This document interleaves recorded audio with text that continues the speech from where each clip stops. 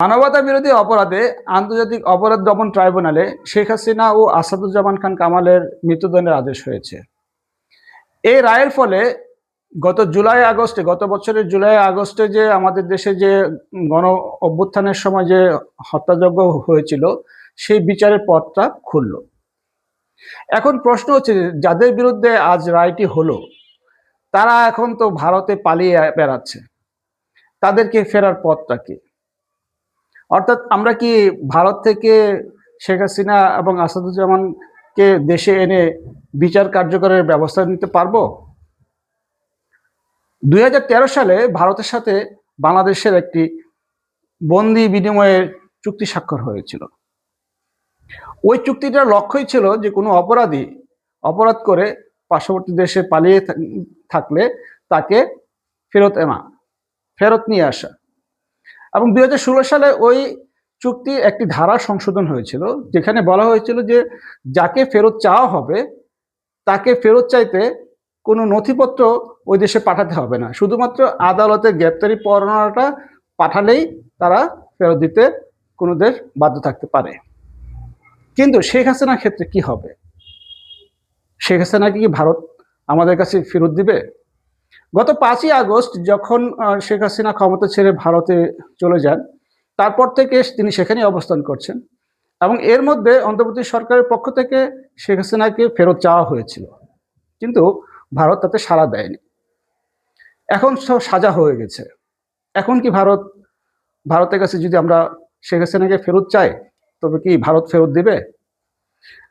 আমাদের পররাষ্ট্র উপদেষ্টা জানিয়েছেন যে তারা আবারও ভারতের কাছে শেখ হাসিনাকে ফেরত চাইবে, কিন্তু ভারত কি ফেরত দিতে বাধ্য? প্রশ্ন থাকে সেখানে। আইন অনুসারে, আইনের একটি ধারাতে আছে, যাকে ফেরত চাওয়া হবে বা যে অপরাধীকে ফেরত চাওয়া হবে, সে অপরাধী যদি রাজনৈতিক উদ্দেশ্যে তাকে অপরাধী বলে গণ্য করা হয়, তাহলে ভারত চাইলে শেখ হাসিনাকে ফেরত নাও দিতে পারে।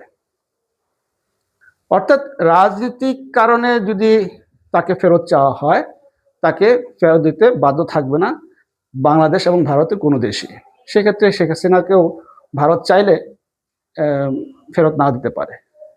চুক্তির আরেকটি ধারায় আছে, যদি যাকে ফেরত চাওয়া হয়েছে যদি মনে করা হয় তার যে বিচারটা হচ্ছে সেটা সরল বিশ্বাসে এবং সুষ্ঠু বিচারের স্বার্থে তাকে ফেরত চাওয়া হচ্ছে, এমনটা যদি মনে না করে, তাহলেও ভারত চাইলে শেখ হাসিনাকে ফেরত না দিতে পারে।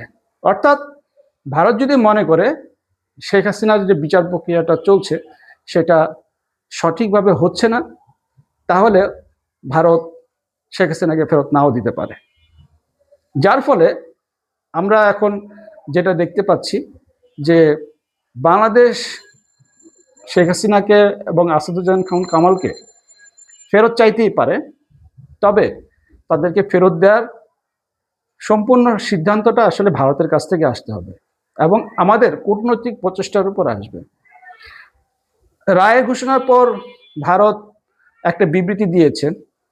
সেই বিবৃতিটা ছোট এবং স্পষ্ট তেমন কিছু নয়, যেটা অ্যাজ ইউজুয়াল একটি দেশের সাথে আরেকটি দেশের প্রতিক্রিয়ার মধ্যে থাকে, যে একটি সহযোগিতা সম্পর্ক অব্যাহত থাকবে।